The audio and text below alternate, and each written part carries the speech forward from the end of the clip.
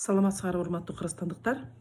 Бүгүнкү кичинекей эфиримде 11 апрелде жергиликтүү кеңешке катышам деген биздин мекендештерибизге арналат.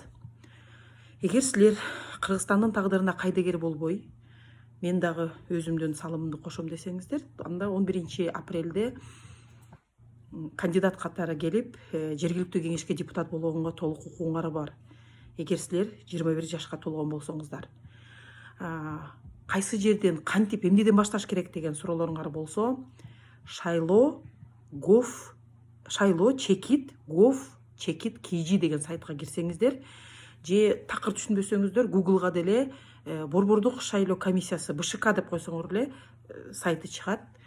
Сайтка кирер менен эле бакайган тамга менен 11 апрель 2021 жылкы шайлоо деген нерсени мындай басып койсоңор эле баардык мыйзамдар, талаптар, жергиликтүү кеңештин депутаттарына жолдомо, кандай эрежелер бар, ким боло албайт деген маселелер баары ошол жерде камтылган. Суроолоруңар болсо берип тургула, бирок азыртан ыкчам учурда документ чогулта баштабасаңар жетишпей калышыңар мүмкүн. Шаардык кеңештерге 1 мартка чейин документтердин баарын партиялардык тизме менен барышат да, алар партиялык тизме менен өткөзүш керек.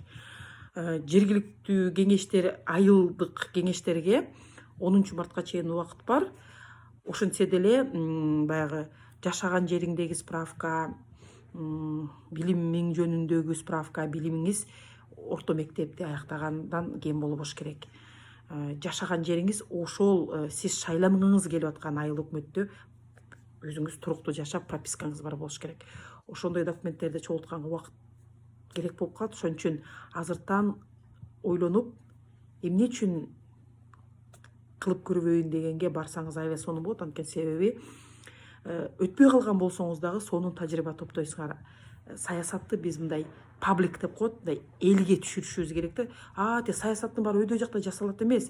Ар бирибиз, сиз жана мен өзүбүздүн жашообузга таасир тийгизе турган, жана айтып коет го, бийликтин булагы бул эл депчи, кудум ушул шайлоо, шайланып келип, элдин тагдырын чечип, укуктук ченемдик актылардын баарын жазып чыгарып, кандай бир эмелерге добуш берген ушул чыныгы элди кайсы бир жерге тартуу, жашоону оңдоонун иши болуп келет да. Ошон үчүн кайдыгер болбой, Кыргызстанды келе биргелешип чогуу оңдойлу.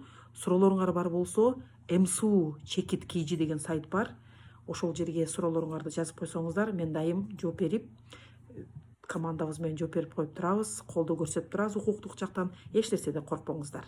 Жакшы калгыла.